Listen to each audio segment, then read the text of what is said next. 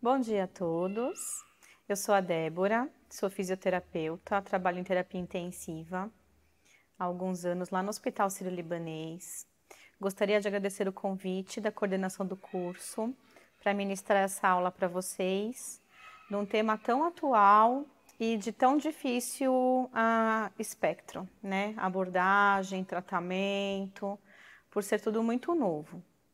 Vamos falar um pouquinho então de condutas fisioterapêuticas em paciente crítico com Covid-19. Aqui tem um pouquinho da minha apresentação, né? Eu sou especializada em pneumologia pela Unifesp, tenho especialização em insuficiência respiratória pelo IEP, Instituto de Ensino e Pesquisa do Hospital Sírio-Libanês. Também sou especialista em oncologia pelo Sírio, trabalho na terapia intensiva desde 2005 e sou instrutora de BLS pela American Heart desde 2009. Vou falar um pouquinho da trajetória do vírus, né, do SARS-CoV-2, o Covid-19. Então, uma pneumonia, né, de causa desconhecida foi detectada lá em Wuhan, na China, relatada pela primeira vez para o escritório da OMS no dia 31 de dezembro de 2019. Ele foi isolado em amostras ambientais no mercado de frutos do mar de Wuhan e pelo Centro de Controle de Pesquisa e Doenças da China. Eles acreditam que pode ser a origem do surto. Ele foi declarado pela OMS Emergência de Saúde Pública no dia 30 de janeiro de 2020 e no dia 11 de fevereiro de 2020, a OMS anunciou um novo nome para essa doença, né? Que antigamente falava-se só coronavírus, virou Covid-19.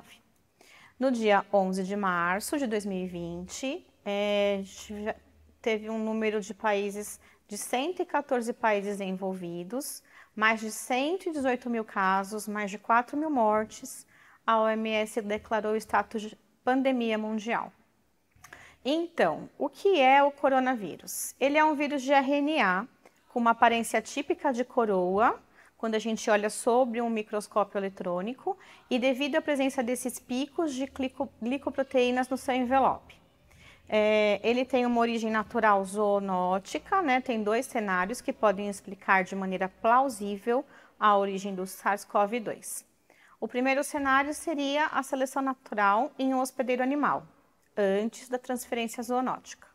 E o segundo seria uma seleção natural em humanos após a transferência zoonótica. Aqui eu coloquei uma imagem para vocês conseguirem ver direitinho, microscopicamente, como é o vírus, né? Então dá para ver essas espículas, né, de glicoproteínas, o seu RNA, que ele é formado por um RNA, e o envelopamento dele. Eu printei essa tela da OMS do dia 17 de maio agora, faz poucos dias. Então, só para ter uma ideia de como é que tá os números no mundo, tá? Por dia, 86.718 novos casos no dia 17, por exemplo. Casos confirmados no mundo, 4.534.731. E já tivemos 307.537 mortes pelo Covid-19. Aqui no Brasil, no dia 17, estava sendo relatado para a OMS 218.223 casos confirmados e 14.817 mortes. É muito triste esses números, né? E aí eu vou falar um pouquinho para vocês da fisiopatologia e das manifestações clínicas do Covid-19. A enzima de conversão da angiotensina humana 2 é um receptor funcional sequestrado pelo SARS-CoV-2. É através dessa enzima que ele entra nas células do nosso corpo. A enzima de conversão da angiotensina é uma proteína de membrana tipo 1, e expressa no pulmão, coração, rim, intestino e sistema nervoso central, principalmente associada a doenças cardiovasculares. Por isso que temos manifestações clínicas principalmente no pulmão, tá? E no coração e no rim. O mecanismo patogênico que produz a pneumonia parece ser particularmente complexo. né? Então, assim, os dados que nós temos disponíveis até o momento parecem indicar que a infecção viral é capaz de produzir uma reação imune excessiva no hospedeiro. Em alguns casos, ocorre uma reação que, como um todo, é rotulada como uma tempestade de citocinas. O efeito é extenso dano tecidual. E o protagonismo dessa tempestade de citocinas é a interleucina 6. O que a gente costuma ver bastante, que a gente vê que está acontecendo muito, é que o vírus inicia um segundo ataque, né? Ele causa um agravamento da condição do paciente em torno do 7º ao 14º dia do início dos sintomas. Então, é a segunda semana que é a semana mais crucial para esses pacientes, tá bom?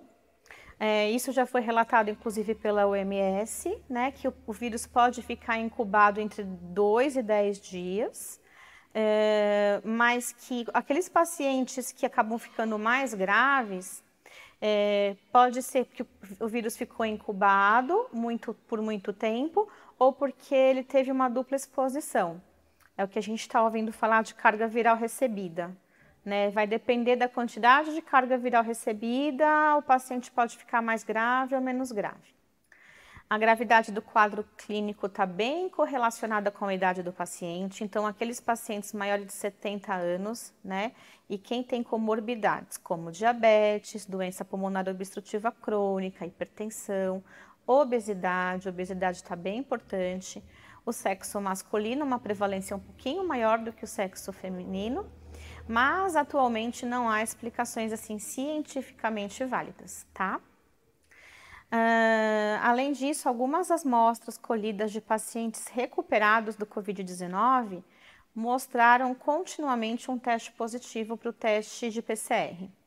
Isso é uma coisa que nunca foi visto na história de doenças infecciosas humanas. E a gente tem visto lá na nossa prática clínica pacientes que os mais graves, que demoram muito para recuperar, que colhe o vírus depois de 20, 30 dias de início dos sintomas e ele ainda está positivo. E além de estar positivo, o paciente está super sintomático ainda, então a gente acredita que o vírus ainda está ativo mesmo. O espectro clínico do COVID varia de formas assintomáticas ou paucissintomáticas, né? As condições clínicas caracterizadas por insuficiência respiratória grave vão requerer que o paciente fique em unidade de terapia intensiva e possivelmente vai necessitar de ventilação artificial, de ventilação mecânica invasiva. As manifestações multiorgânicas e sistêmicas reportam a sepse, né? Então, o paciente vai ter choque séptico, vai ter síndrome de disfunção de múltiplos órgãos. Os órgãos mais afetados que nós estamos vendo é insuficiência renal, insuficiência hepática, insuficiência cardíaca.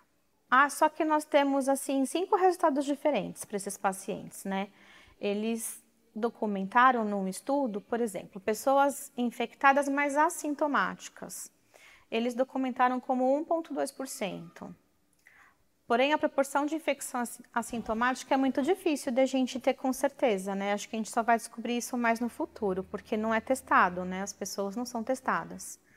Os casos leves a médios são cerca de 80,9% dos casos. Os casos graves, 13,8%. Aquele caso crítico, 4,7%.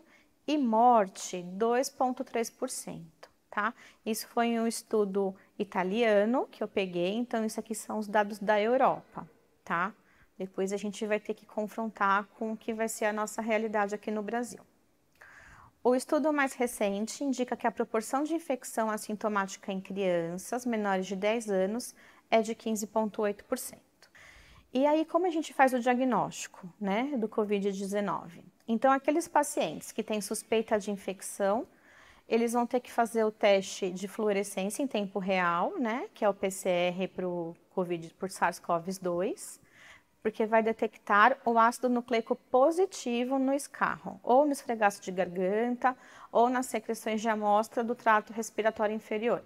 Então, a gente pode coletar por aspirado traqueal ou pelo suave. Se o teste inicial for negativo, mas a suspeita é alta, né, de ser Covid-19, a OMS recomenda uma reamostragem e teste de vários locais de trato respiratório. Então, você pode coletar o suave nasal, a secreção traqueal, né, o esfregaço de mucosa. Os relatos das manifestações, né, clínicas aparecem leucopenia, leucocitose, linfopenia, e a linfopenia parece ser uma manifestação mais comum, tá bom? Os linfócitos apresentam uma queda importante. Níveis altos de número D e linfopenia mais grave estão associados à mortalidade, ao pior prognóstico. Pneumonia é a manifestação mais grave, né, e a mais frequente. Ela começa caracterizada por febre, tosse, dispneia, infiltrado em vidro fosco na fase inicial na imagem torácica. A gente não tem característica clínica específica que ainda possa distinguir com segurança o COVID-19 de outras infecções respiratórias virais. Outros sintomas menos comuns incluem dor de cabeça, a dor de garganta e a rinorreia. Além dos sintomas respiratórios, também foram relatados sintomas gastrointestinais, como náusea e diarreia. Em alguns pacientes, pode ser a queixa apresentada. Então, alguns pacientes só têm manifestação gastrointestinal. A transmissão de gotícula respiratória é a principal via, né, e também pode ser transmitida através de contato de pessoa a pessoa por portadores assintomáticos. Esse é o grande risco.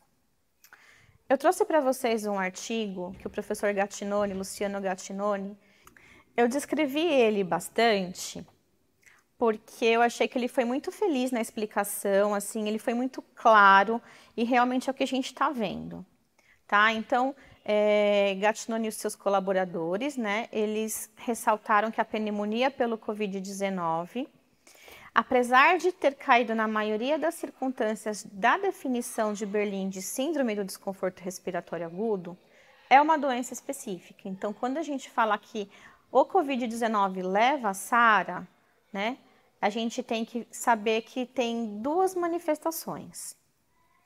Características distintas são hipoxemia grave, frequentemente associada à complacência do sistema respiratório normal. Então, mais de 50%, esse estudo analisou 150 pacientes, eles viram que mais de 50% tinham uma complacência do sistema respiratório normal. E isso nunca é visto nos pacientes com síndrome do desconforto respiratório, né? Esses pacientes, eles relataram que eles apresentam duas distinções. O primeiro grupo de pacientes tem respiração aparentemente com uma hipoxemia silenciosa, né, pouca dispneia, e a complacência deles é muito boa. Eles podem ser responsivos ou não à posição prona. Portanto, a mesma doença realmente se apresenta com uma não uniformidade impressionante. A gravidade da infecção, a resposta do hospedeiro, a reserva fisiológica de cada pessoa e as comorbidades é que vão nortear para que lado que vai esse paciente.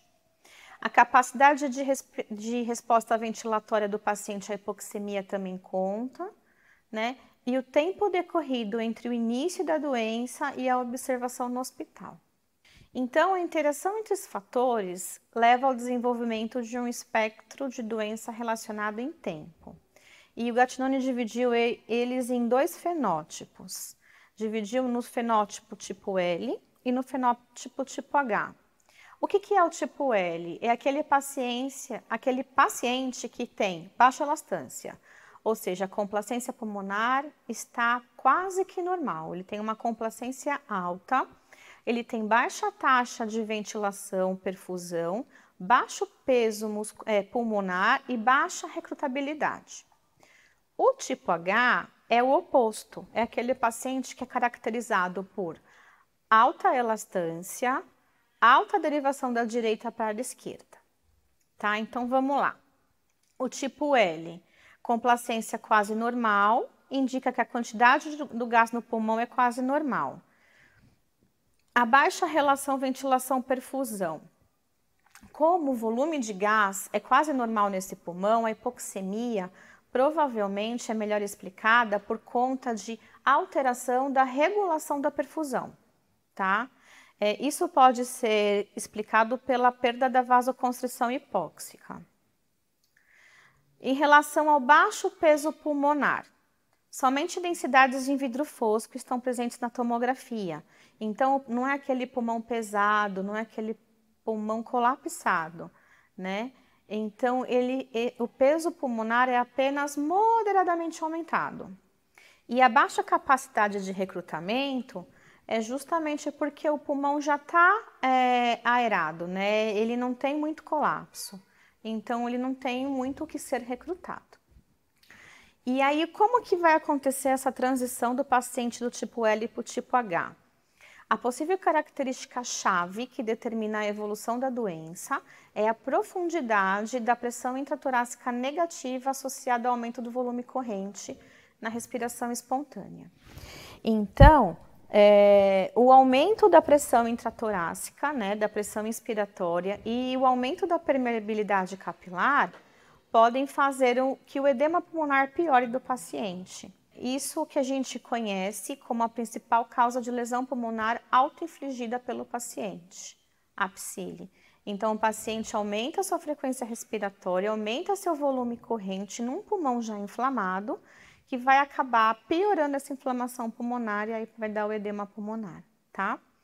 A transição do tipo L para o tipo H pode ser devido à evolução da pneumonia, do COVID, por um lado, e pelo outro lado, é atribuível à lesão de alto estresse que o paciente acaba assumindo para tentar compensar a hipoxemia. Aí vamos falar um pouquinho do paciente do tipo H, tá bom? É aquele paciente que tem a lestância pulmonar alta, né? Então, diminuição do volume de gás devido ao aumento do edema, né? Que aumenta essa lestância pulmonar. Né? Ele vai ter um alto desvio da direita para a esquerda, devido à fração do débito cardíaco que perfunde o tecido não aerado, que se desenvolve nas regiões pulmonares dependentes, devido ao aumento do edema e da pressão sobreposta. O peso pulmonar desse paciente é alto, né? A análise quantitativa pela tomografia mostrou um aumento notável do peso pulmonar maior que 1,5 kg, né? Na ordem de uma magnitude de realmente uma síndrome do desconforto respiratório grave.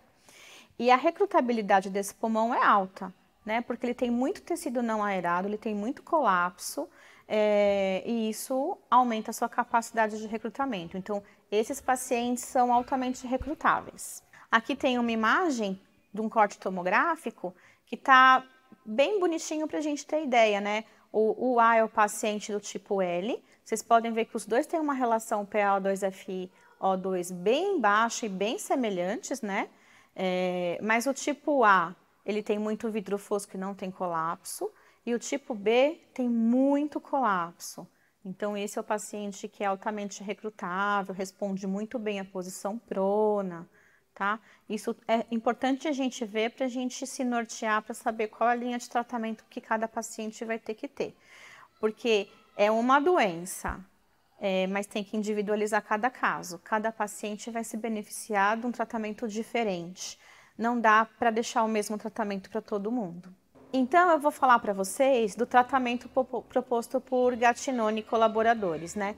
Então, o primeiro passo é reverter a hipoxemia. A gente reverte a hipoxemia aumentando a oferta de oxigênio.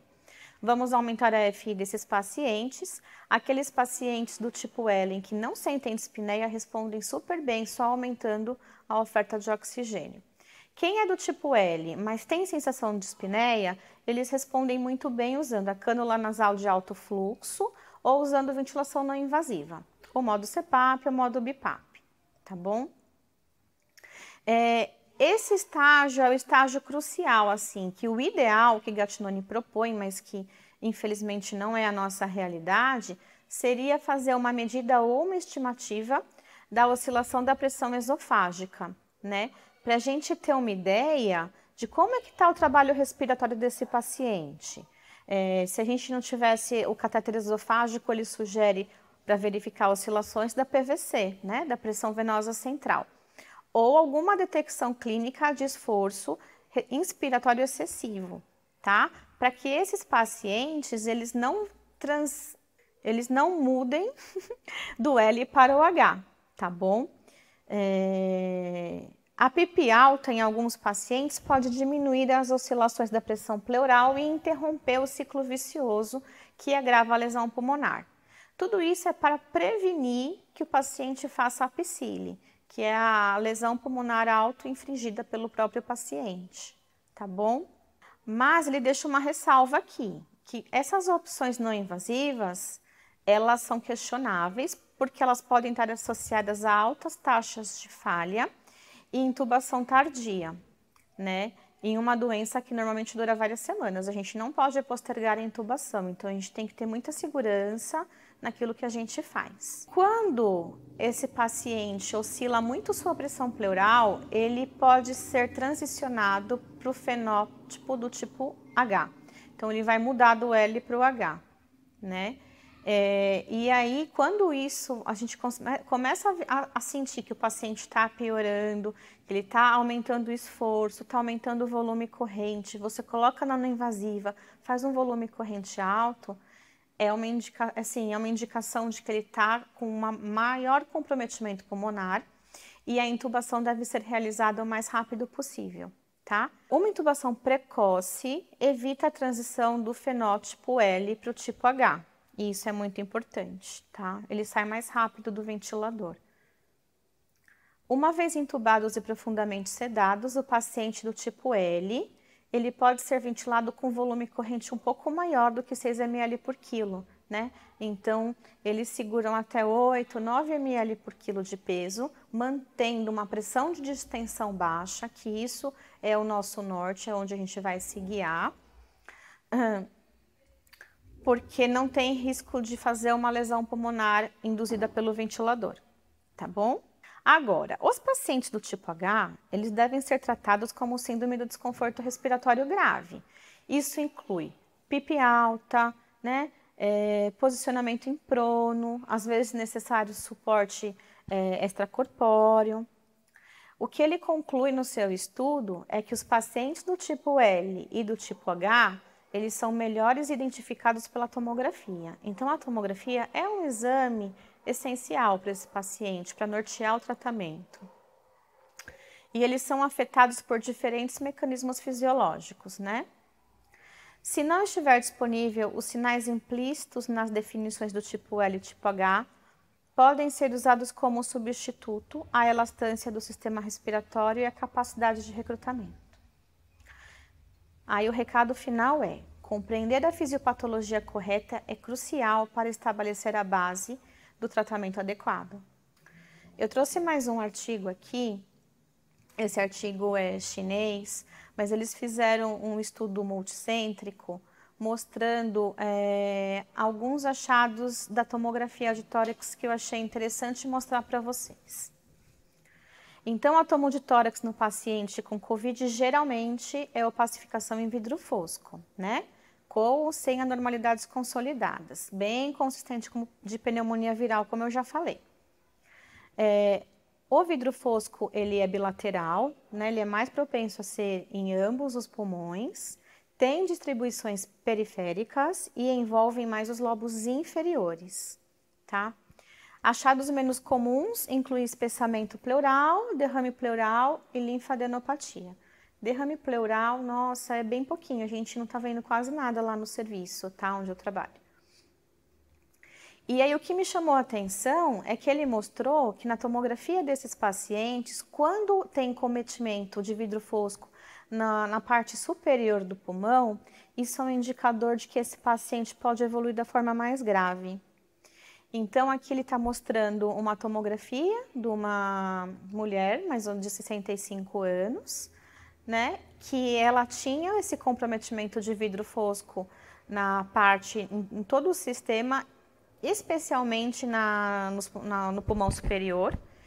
E essa paciente evoluiu para desconforto respiratório agudo no 3º dia de hospitalização.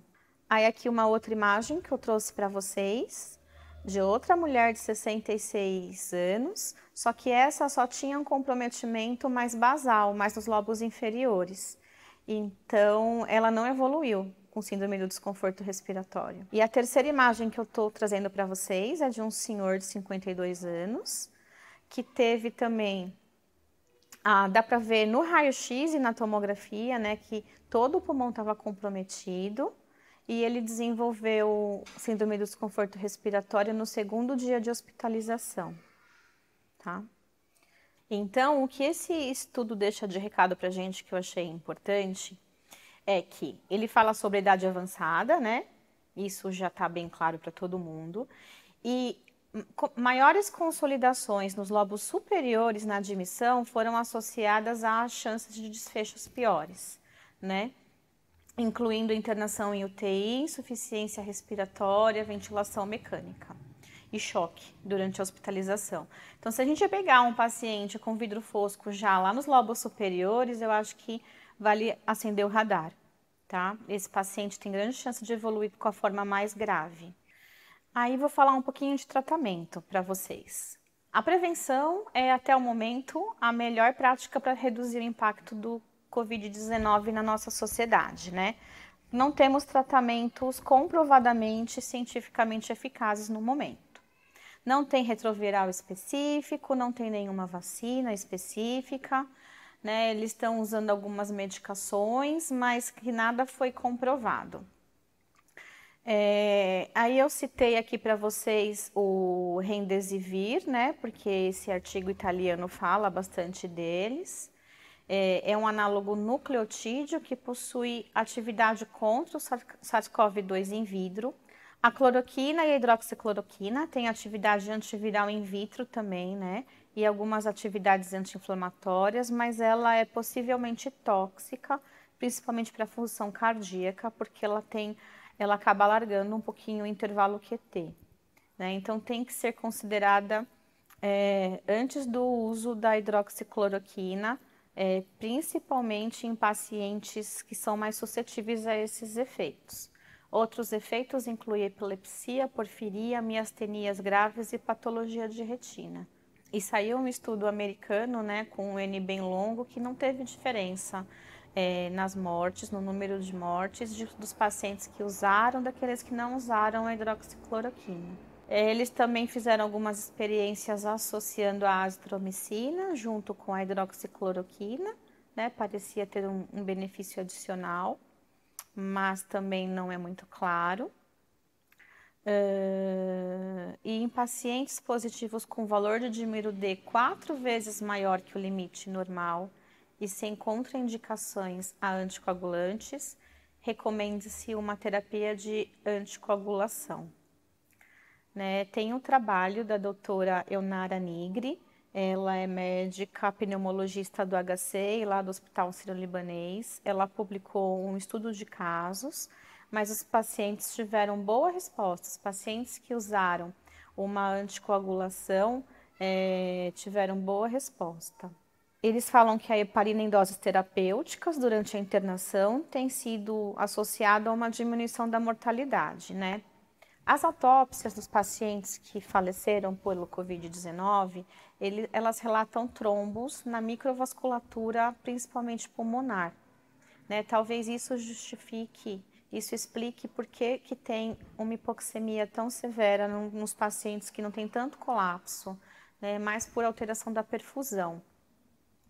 E depois que instituiu-se a anticoagulação, diminuiu o número de pacientes que precisaram até ser intubados, né? Ou ficaram menos tempo intubados. Aqueles pacientes que evoluem para choque séptico precisam de suporte hemodinâmico, né? Mas o tratamento principal é a sintomatologia e é a oxigenoterapia, que é a principal intervenção para esse grupo de pacientes. E aí eu vou falar um pouquinho para vocês de catéter nasal de alto fluxo, entrando agora um pouco na fisioterapia, né? Vamos falar um pouquinho de catéter nasal de alto fluxo e de ventilação não invasiva, tá? A ventilação mecânica, ela vai ser necessária naqueles pacientes que não responderam às titulações iniciais. A grande preocupação, né, é proteger o profissional que está na linha de frente. Então, eu selecionei aqui para vocês, eu deixei aqui explicado quais são os procedimentos que geram aerossóis, né? Então, huffing é um procedimento que nós na fisioterapia usamos bastante e gera muito aerossol. Inalação gera muito aerosol, então a gente orienta a substituir toda inalação pela medicação MDI, então pelo puff, tá bom? Procedimento de intubação, manipulação do tubo endotraqueal, aspiração nasotraqueal, dos tubos endotraqueais e das traqueostomias geram aerossóis, e isso a gente faz rotineiramente várias vezes na terapia intensiva. Coleta de secreção pulmonar, broncoscopia e endoscopia, a gente acompanha o procedimento e auxilia, né? Ventilação não invasiva, sistema de oxigenação de alto fluxo, manobras de higiene brônquica, ressuscitação cardiopulmonar, ventilação e manobras com dispositivo bolsa, válvula, máscara, que é o ambu. Então, tudo isso gera aerossol. Por isso que é muito importante que o profissional esteja totalmente paramentado com todos os seus EPIs, os seus equipamentos de proteção individuais, para que ele não se contamine e para que ele possa continuar atendendo e ajudando as pessoas que estão nessa fase tão difícil, tá bom? Aí eu deixei aqui uma nota para vocês, que assim, o que a gente está fazendo? Quando a gente vai adaptar a máscara de ventilação não invasiva, a gente adapta a máscara primeiro no rosto do paciente, explica direitinho para ele que vai estar desligado, mas você liga na sequência.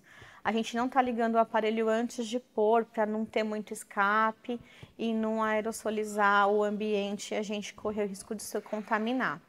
Para tirar não invasiva, a mesma coisa. Explica para o paciente, desliga o aparelho e retira a máscara depois, tá bom? Se o paciente já estiver entubado, a gente também vai fazer o mesmo raciocínio. A gente vai desligar o ventilador antes de desconectar. Se a gente apertar a tecla de aspiração assistida, quando a gente desconecta o aparelho, ele dá 2 ciclos no ambiente e acaba aerosolizando e saindo secreção. Nesse momento é perigoso, tá bom? Agora eu vou mostrar para vocês o fluxograma implementado para o enfrentamento do Covid lá no Hospital Sírio-Libanês. Nós montamos um grupo, fomos atrás de toda a literatura disponível no momento e desenhamos um fluxograma para instituir, para nortear, né, os colaboradores. Esse fluxograma a gente montou em forma de cards, que ele está até liberado para ser distribuído e compartilhado, né, com os nossos colegas de outras instituições. E ele tem a aprovação, né, de várias chefias, tanto da parte da chefia médica, da chefia clínica e também da reabilitação do hospital, tá? Então, vamos falar da oxigenoterapia. Então, a gente avalia o paciente e a gente vai ver se ele está hipoxêmico. Se ele tiver com uma saturação menor que 93 ou algum sinal de desconforto respiratório, a gente vai dar a oxigenoterapia suplementar para ele. A nossa saturação alvo é 94, 95, tá? Vai ficar entre 93 e 96. Eu não preciso que o paciente sature mais do que 96%. E aí eu vou suplementar como? Através de uma cânula de baixo fluxo, né? Do catéter nasal comum, ou máscara de Venturi, ou máscara de não reinalação, né? Se o paciente está precisando de um fluxo menor do que 3 litros ou uma Venturi menor do que 25%, ele pode ficar num quarto comum, de preferência um quarto com pressão negativa. Se não tiver quarto com pressão negativa, ele vai ficar numa unidade que está totalmente isolada, né? Se ele precisar de um fluxo maior que 3 litros por minuto ou uma Venturi maior que 25%, e além disso, ele apresenta algum sinal de desconforto respiratório ou outra disfunção orgânica, ele tem indicação de uma unidade mais crítica. Aí ele vai ser internado na UTI. Lá na UTI, a nossa UTI está totalmente isolada, né? Não são todos os quartos que têm pressão negativa, então a ala toda está isolada, todo mundo está usando todos os EPIs todo o tempo. A gente vai colocar o oxigênio suplementar para manter a saturação alvo. E aí se ele tiver precisando menos do que 6 litros ou uma Venturi menor do que 30%, ele vai ficar em observação, tá? E não tiver nenhum sinal de desconforto respiratório, tá? Ele não está desconfortável, ele só está hipoxêmico, ele fica em observação. Se ele precisa de um fluxo maior do que 6 litros ou uma Venturi maior que 30% e ele tem sinal de desconforto, e aí a gente vai começar a fazer as abordagens de uso do catéter nasal de alto fluxo ou a VNI, né? E aí esses pacientes, se eles vão gerar aerossol, eles têm que estar obrigatoriamente no leito de pressão negativa. Se não tiver o leito de pressão negativa, vai ser a unidade toda fechada mesmo, tá? Todo mundo com N95 o tempo todo. Aí eu vou falar para vocês então do catéter nasal de alto fluxo, né? A gente sabe que ele foi um procedimento desenvolvido como uma alternativa, né, aos sistemas padrões de entrega de oxigênio e de VNI. A gente consegue atingir o pico de fluxo inspiratório que os pacientes dispneicam desejam que sejam atingidos, né? E assim a gente reduz um pouquinho a diluição do gás administrado com o ar ambiente. O gás quente e úmido, que é proporcionado pelo catéter de alto fluxo, vai reduzir o trabalho respiratório e vai melhorar a função mucociliar, tá bom? Diminui risco de atelectasia e melhora a relação ventilação-perfusão, desse jeito a oxigenação. A gente consegue dar fluxos de até 60 litros por minuto para esses pacientes, vai depender do equipamento que você tem disponível no teu serviço, né? E os valores de FI são mais estáveis, produzindo uma pressão faríngea de 2 a 8 centímetros de água, que corresponde a aproximadamente de 3 a 5 centímetros de água de PIP. Então, a gente consegue trabalhar mantendo uma pressão expiratória positiva final no decorrer de todo o dia para esse paciente. É uma FI mais fidedigna, né? A gente consegue ter uma avaliação mais criteriosa da necessidade da intubação orotraqueal. Então, aqueles pacientes que estão precisando de uma FI maior que 70 no alto fluxo, a gente já precisa ter uma avaliação mais criteriosa, talvez esse paciente precise de ser intubado, tá? Apesar de ser um método formador de aerossóis, ele tem muitos pacientes que respondem muito bem a essa técnica e a gente está conseguindo evitar e tratar esses pacientes, eles estão conseguindo saírem da UTI sem precisar de ventilação mecânica, tá bom? Então, como forma aerossol, a gente só pode atender esses pacientes com as nossas EPIs completas, tá? Que é o gorro, a máscara N95, o óculos de proteção, face shield, avental de isolamento e luvas de procedimento. Sobre a ventilação não invasiva, hoje a gente não tem dúvidas que a VNI funciona muito bem em um grupo selecionado de pacientes, como por exemplo os pacientes com doença pulmonar obstrutiva crônica, né? Diminui muito a necessidade de intubação, a mortalidade, os custos, mas e nos pacientes com Covid-19? A gente não tem essa resposta, né? Então, o que a gente sabe é que não tem nenhuma comprovação científica da eficácia da VNI nos pacientes com Covid.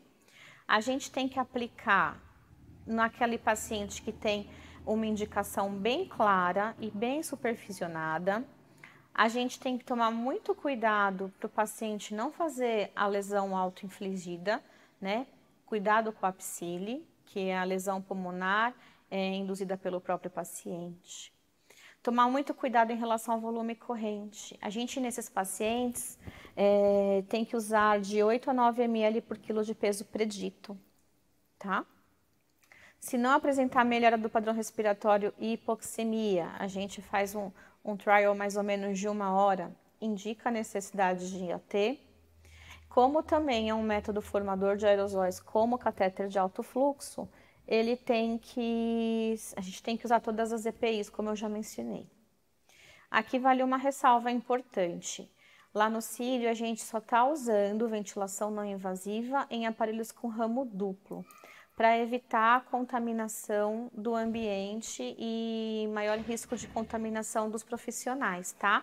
Então, a gente está usando no microprocessado, com ramo duplo e usando um filtro de barreira. Então, ele aquece, umidifica e filtra, o filtro HMEF, logo após a máscara do paciente, tá? Eu vou colocar aqui a figura para vocês também. E aí, quando o paciente é entubado, ele vai para ventilação mecânica invasiva, a gente tem outros cuidados específicos também. Então, a gente não está desconectando os pacientes para fazer aspiração, a gente vai utilizar sempre o sistema de aspiração fechado.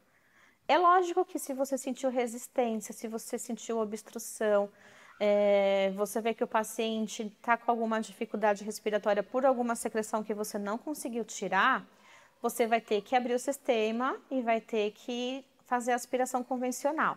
Mas a gente está evitando, está conseguindo diminuir bastante o número de desconexões, tá? Usando o sistema de aspiração fechado. Se a gente precisar fazer troca do filtro HMEF, a gente vai fazer o clampeamento do tubo, né? Para também não gerar aerossol no ambiente.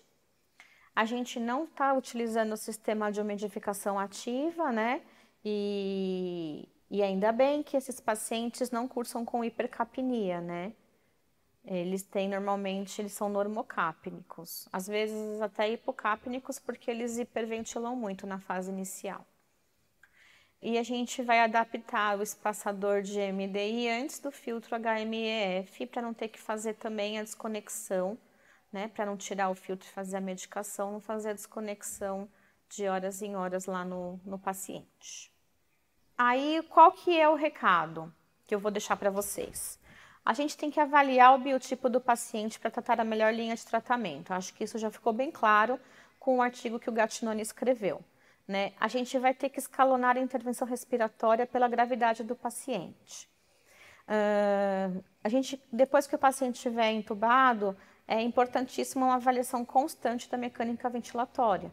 Então, tem que medir complacência estática, tem que verificar resistência, tem que medir a driving pressure, que é a pressão de extensão. A gente começa a ventilação invasiva com uma ventilação protetora. A gente vai usar de 4 a 6 ml por quilo de peso predito. Né? Para manter uma pressão de distensão entre 13 e 15 centímetros de água. Então, aqueles pacientes que têm uma complacência boa, vai possibilitar a gente usar, às vezes, até 8 ml por quilo de peso. Vamos titular a PIP. Então, vamos ver, o paciente é respondedor? O paciente não é respondedor? De acordo com o biotipo do paciente. Se a gente já fez isso, já ventilou o protetor, já titulou a PIP e não melhorou, a gente pode lançar o bloqueio neuromuscular, né? Então, o médico vai fazer uso do bloqueio neuromuscular para a gente fazer uma ventilação mais controlada. Se não melhorou, nós temos a possibilidade de fazer a posição prona, depois óxido nítrico, e se nada resolver, a gente tem a circulação extracorpórea, que é a ECMO. A gente teve um paciente que foi para ECMO lá no Sírio. É um médico de pronto-socorro, acho que ele teve uma carga viral exposta muito grande, ele ficou muito grave. Ele foi um dos pacientes que continuaram com PCR positivo depois de quase 30 dias de início dos sintomas. E ele saiu da ECMO e teve alta da UTI. Então, a gente ficou muito feliz com isso. Vamos falar um pouquinho, então, de intubação orotraqueal, tá? A gente não vai protelar intubação, a gente tem que considerar a intubação precoce, nos casos de hipoxemia importante, aquela hipoxemia que a gente está ofertando FI e não está respondendo. A gente vai fazer a sequência rápida de intubação, né, para fazer o bloqueio neuromuscular, evitar a tosse, evitar a contaminação. A gente vai fazer a intubação preferencialmente em sala de isolamento respiratório ou com pressão negativa. Vamos deixar o menor número de profissionais possíveis no ambiente. Um médico, um físio, um técnico de enfermagem e um enfermeiro. Vamos pré-oxigenar com máscara reservatório, né, com o menor fluxo de ar possível para manter a oxigenação efetiva. Vamos tentar não realizar a ventilação com o ambu, né, ou usar o uso de dispositivos supraglóticos, porque aerossoliza muito e pode contaminar o ambiente. Tá dando muito certo fazer a sequência rápida, a gente não tá precisando ambusar os pacientes mesmo, a gente pré-oxigena, sequência rápida e intuba. E a gente não teve nenhum problema, graças a Deus.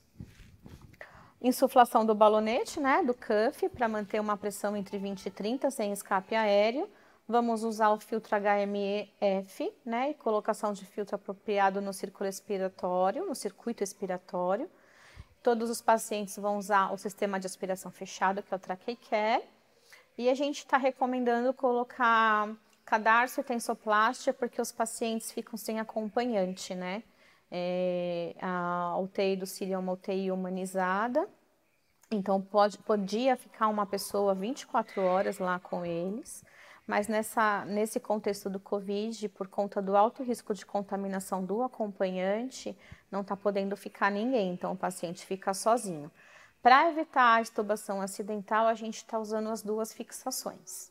Aí aqui eu trouxe uma figura para vocês, que está mostrando como que é a disposição dos equipamentos, né?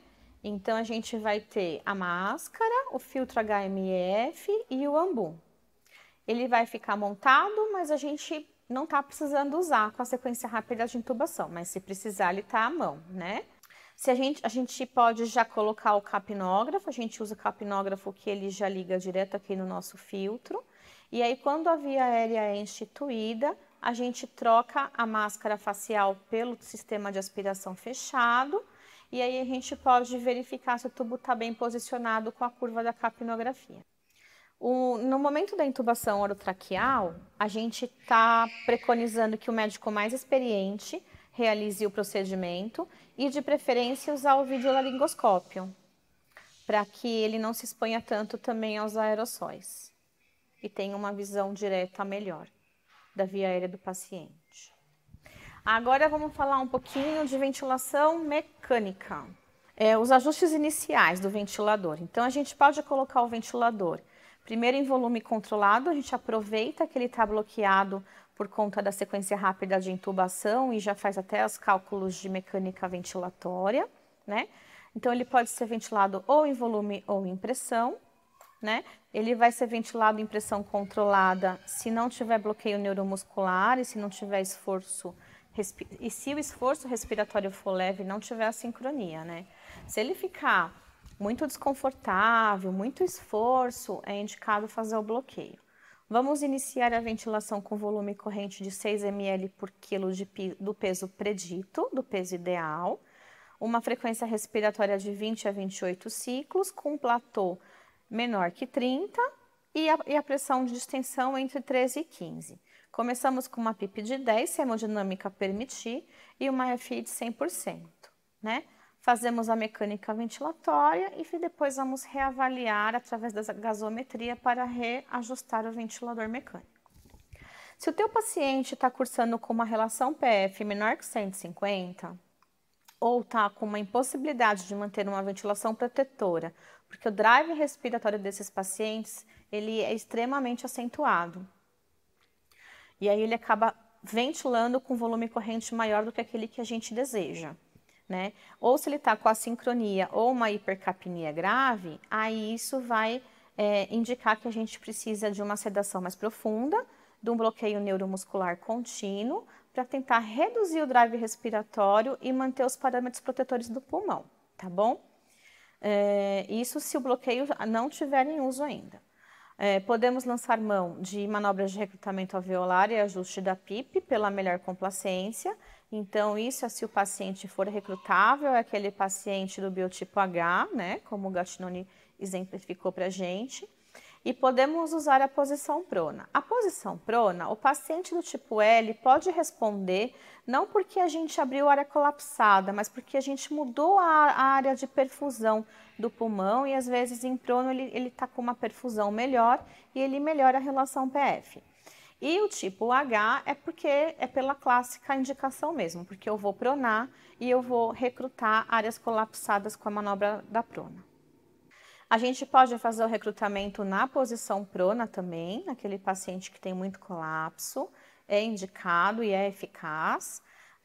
A gente pode indicar o uso de óxido nítrico, né? Se o paciente tiver algum histórico de cor pulmonário, como uma manobra de resgate para hipoxemia. Tiramos o espaço morto desnecessário do ventilador mecânico, né? Checando as reduções de tubos e conexões. E se nada disso assim surtir muito efeito, a gente tem que considerar o uso da oxigenação por membrana extracorpórea, que é a ECMO. Agora eu vou falar um pouquinho para vocês, pensando na manobra de colocar o paciente em posição prona, quais pacientes nós devemos pronar? Né? A gente vai pronar aquele paciente que preenche os critérios do diagnóstico do síndrome de desconforto respiratório agudo, mas aqueles que têm uma relação PF menor que 150, né? Então, é aquela síndrome do desconforto de moderado para grave, né? A gente vai ajustar a PIP pela tabela PIP-FiO2, né? Eu deixei a tabela aqui para vocês. E se mesmo assim a gente ajustou e não teve uma resposta boa, já fizemos as outras manobras antes, que eu já mencionei, a gente vai pronar o paciente. Exceto naqueles pacientes com instabilidade de coluna vertebral, com lesão de face, hipertensão intracraniana, grande queimado, cirurgia abdominal, trauma com fratura instável, fratura de costelas instáveis, gravidez e instabilidade hemodinâmica. A gente não vai pronar esses pacientes, tá bom? Eu coloquei aqui uma imagem tomográfica clássica, né, de como é que fica a opacidade no paciente com síndrome do desconforto, que nesse caso aqui, pensando no COVID, é aquele paciente do biotipo H, que tem muito colapso, né, um raio-x totalmente branco. E aí vamos fazer o passo a passo. Vamos colocar o volume corrente 6 ml por quilo de peso, uma frequência respiratória a menor para manter o pH maior que 130. Vamos ajustar a PIP pela tabela PIP-FiO2, que é a tabela ARDS-NET. A gente vai deixar F em 100% durante o procedimento, posicionamento, mantendo cuidado para manter a pressão de distensão menor do que 15 e uma pressão de platô menor do que 30, tá? A gente vai pronar o paciente, a gente vai coletar gaso 1 hora antes de pronar e 1 hora depois de ter pronado, para a gente ver se esse paciente respondeu ou não. Se o paciente respondeu à posição prona, ele vai manter na posição por cerca de 16 horas, tá bom? O paciente que responde à posição prona é aquele paciente que tem uma melhora da relação PF maior do que 20. Né? Então, a gente conseguiu ganhar 20 pontos na relação PF, é o paciente que respondeu à posição prona. Primeira coisa é o preparo do paciente, né? A gente precisa fixar bem a cânula orotraqueal, precisa proteger os olhos do paciente para não dar lesão ocular.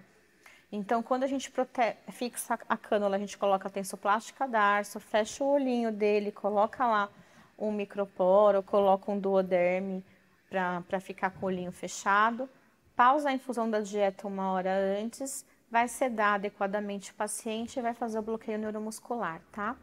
Para colocar o paciente em prono, o ideal é que ele esteja bloqueado.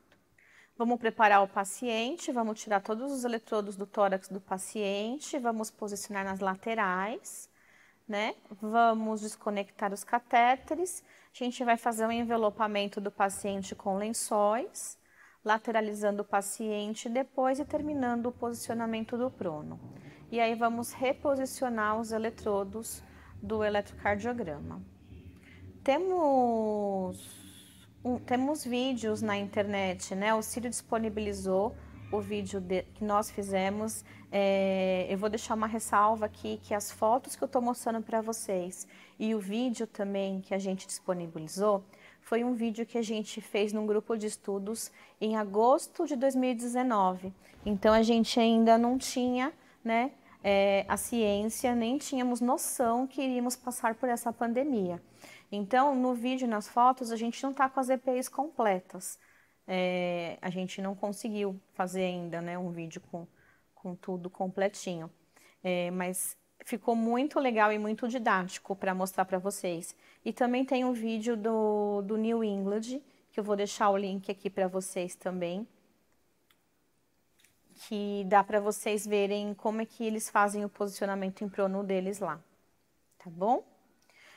Não podemos esquecer de virar a cabeça do paciente a cada 2 horas, então a gente vai fazer a mudança da lateralização da cabeça e também a alteração dos braços, né, que o paciente fica em posição de nadador. a cada 2 horas. E a gente vai, quando a gente voltar o paciente para a posição supina, a gente tem que verificar até mais ou menos 4 horas depois que ele está em supino, se ele vai necessitar de uma nova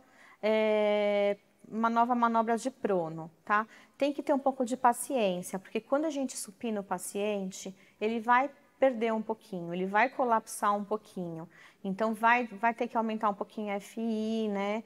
Vai ter que talvez fazer um novo ajuste da PIP, mas a gente tem que ter um pouquinho de paciência, esperar de 3 a 4 horas para ter certeza que ele piorou novamente, que ele vai ter que ser pronado novamente. Ah, Débora, e quantas vezes eu vou pronar o paciente? Não tem regra, não tem número fixo. A gente vai pronar o paciente quantas vezes forem necessárias, né? E aí a gente vai fazer a individualização de cada caso para ver a viabilidade ou não da continuidade do tratamento.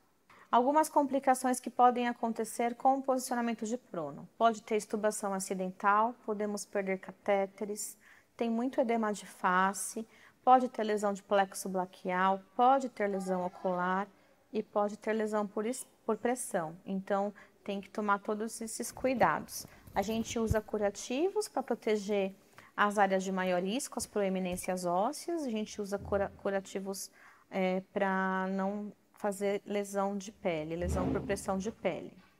E aí eu vou falar um pouquinho sobre o desmame da ventilação mecânica, né? Então, o paciente passou pela fase crítica, né? Tá numa curva de melhora e a gente está pensando em tirar ele da ventilação mecânica. A gente pode, esse momento pode ocorrer ainda com o paciente com a infecção ativa, com o vírus ativo ainda no corpo. Então, por isso a gente adotou algumas medidas, assim, de alguns cuidados nessa população, tá bom? Para quê? Para que não ocorra mais formação de aerossol e a gente também não se contamine. Então, a gente vai ver os critérios de elegibilidade para a realização do teste de respiração espontânea, né? A gente vai fazer essa triagem diariamente. Então, ele tem que ter uma relação PF maior que 200 com uma PIP menor que 7, né? Tem que estar com a hemodinâmica estável, nenhum sinal de nova infecção, porque os pacientes, infelizmente, eles acabam pegando infecções secundárias, né, ao COVID. Então, tem que estar com a droga vasoativa em dose bem baixa ou sem droga vasoativa, com nível de consciente adequado, com despertar fácil ou acordado e respondendo, com um manejo de tosse e secreção adequado, né? Tem que ter reflexo de tosse. A gente vai fazer o TRE, o teste de respiração espontânea, no ventilador mecânico, com o sistema fechado. A gente não vai fazer o TRE no tubo T, por conta do aerossol e contaminação do ambiente, tá? A gente está fazendo o TRE lá na modalidade de pressão de suporte, a gente deixa uma pressão de suporte menor do que 7, de preferência 5, a PIP também menor do que 7, de preferência 5, e a gente está usando uma FI de 30%. A gente está percebendo que esses pacientes, eles ainda são estubados com o pulmão ainda muito inflamado, e eles ainda precisam de uma quantidade grande de oxigênio. Então, eu preciso de uma margem clínica de segurança em relação à FI de O2. Se eu estubo o paciente com uma FI de 40, o que a gente está vendo é que ele vai precisar de catéter de alto fluxo com FI de 50 ou 60, né? E a gente não quer isso, a gente quer uma margem de segurança melhor. Então, a gente está fazendo o TRE com uma FI de 30%, deixa ele com esses parâmetros mínimos por 1 hora, pelo menos, no mínimo 1 hora, e vamos avaliar os critérios de falha ou sucesso do teste, que são os critérios que nós já conhecemos, tá bom? Então, aqui está a observação que eu deixei para vocês, que para reduzir o risco de reintubação, é recomendado uma margem clínica que seja adotada, né? Pois a extubação desses pacientes, eles são muito limítrofes e aumenta a necessidade de ventilação não invasiva e da cânula nasal de alto fluxo após a extubação, aumentando assim as chances de formação de aerossóis. Falando do desmame de pacientes traqueostomizados, o que nós, do Hospital Sírio-Libanês, nós adotamos? Alguns cuidados também no desmame do paciente traqueostomizado. a gente não vai usar máscara de traqueostomia, não vai usar o Traquivent. Por que não do Traquivent? O Traquivent não filtra, tá? Ele só umidifica e aquece. Então, ele não tem uma barreira filtrante. Então, a gente não vai usar. E a gente não vai usar Tobuté também, pelo mesmo motivo. Contaminação do ambiente e risco de formação de aerossol. Para fazer períodos de treinamento em respiração espontânea nesses pacientes, a gente está usando, como mostra aqui nessa figura, a gente vai colocar, vai deixar o TraqueCare no paciente e vai colocar o filtro HMEF conectado ao TraqueCare que está ligado à traqueostomia, tá bom? A gente vai suplementar o oxigênio através aqui da portinha do filtro, a gente consegue colocar oxigênio terapia para suplementar. E a gente não vai colocar água, tá? Em nenhum momento os pacientes com Covid a gente está umidificando. Nem o catéter nasal, nem estamos fazendo nebulização por conta disso. Nem a inalação pode ser feita, como eu já comentei, né? Por conta da aerosolização.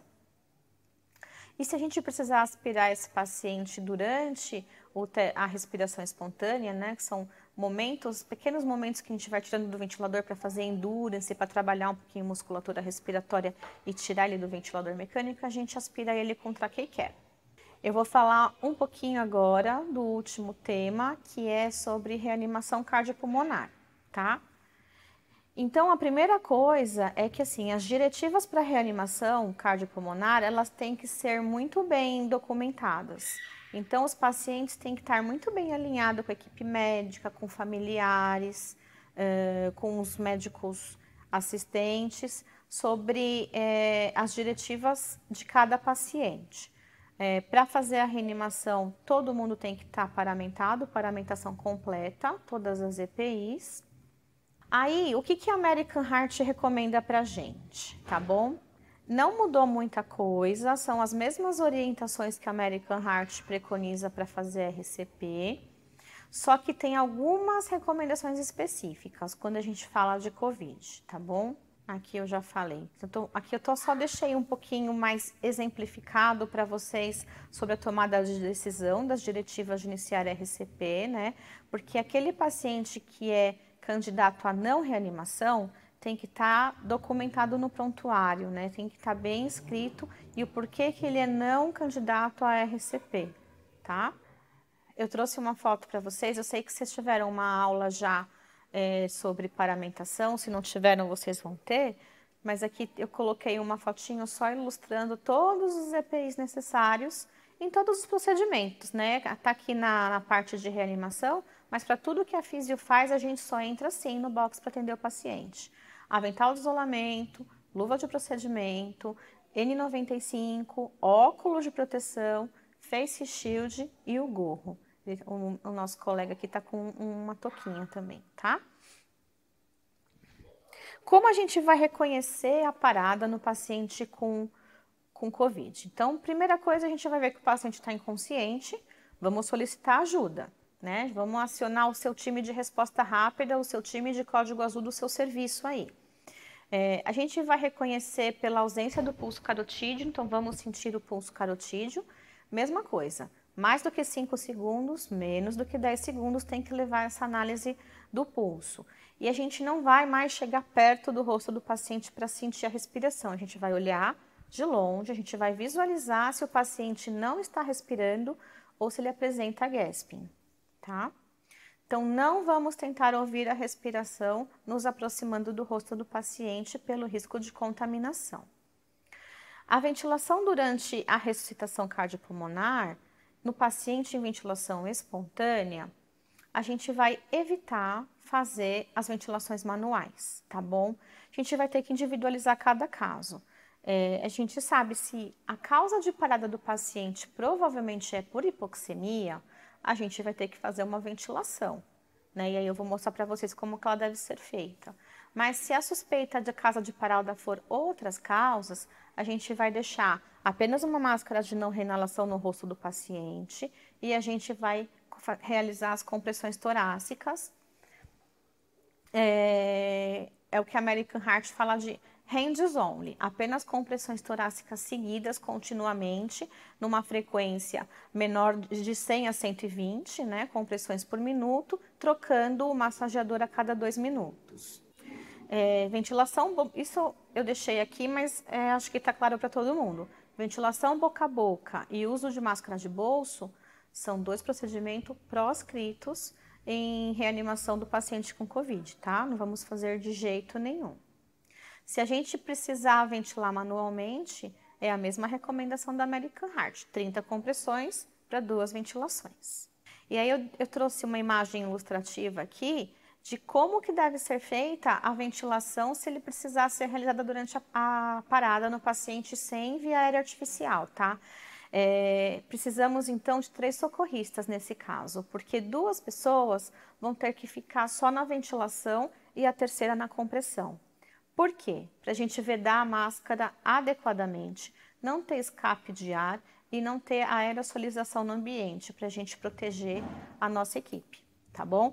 Então, uma pessoa vai fazer a vedação da máscara, como mostra aqui a figura, a segunda pessoa vai comprimir, né, vai fazer, apertar o ambu, e a terceira pessoa vai fazer a compressão torácica. O ambu tem que estar com o filtro HMEF, tá? Então, tem a figura aqui, que é máscara, filtro HMEF e o ambu, dispositivo bolsa válvula máscara. Quando a instituição da via aérea, quando for necessário a instituição da via aérea avançada, né? Então, a gente sabe que a hipóxia é a principal causa de parada nesses pacientes, nessa população do Covid. Então, é preconizado você instituir a via aérea o mais rápido possível, né? E aqui está repetindo um pouquinho o que a gente já falou, né? Que quando a gente fala de intubação orotraqueal lá na frente, tá bom? Que a gente tem que usar a máscara, o filtro, o ambu com oxigênio, a curva de capnografia, ela pode ser utilizada para ver se o tubo está bem locado. E ele também vai nortear a capnografia na parada, ajuda a nortear a eficiência da massagem cardíaca. Bom, depois que a gente coloca a via aérea avançada no paciente, como a gente pode fazer a ventilação no paciente que já está entubado? A gente vai continuar com as massagens, né, naquela frequência, com a compressão adequada, né, em torno de 5 centímetros de profundidade de compressão. E a ventilação pode ser feita no ventilador mecânico, que é o que está sendo recomendado pela AMIB, pela Sobrafir, pela American Heart Association, ou a gente pode fazer a ventilação com o dispositivo do ambu, sempre com o HMEF, né, ou o EPA, porque eles têm uma taxa de filtração, uma taxa de eficiência filtratória de 99,9999%. Então, cada instituição deve adotar a forma que melhor atenda às suas necessidades, né? Se a gente for fazer a ventilação no ventilador mecânico, então, como que a gente vai programar o ventilador? A gente vai deixar o paciente em volume controlado, com 6 ml por quilo, com FI de 100%, com uma frequência de 10. Vamos deixar uma PIP de 0 a 5, né? Normalmente 5. Tempo inspiratório de 1 segundo, com uma relação IA de 1:2. E aí o segredo está aqui. A sensibilidade a gente tem que deixar o menos sensível possível.